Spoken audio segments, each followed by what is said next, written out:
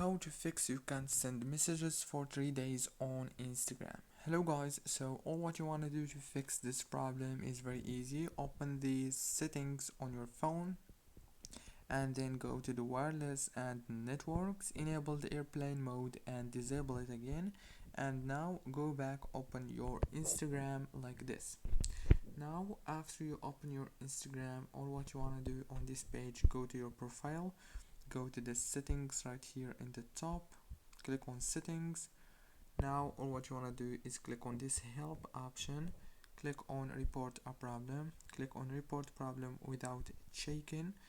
Now all what you want to do here is just you need to tell the Instagram the problem that you have. For example, hi, I have a problem, I can't send messages for I can't send messages for 3 days, and then send a screenshot or take one from here.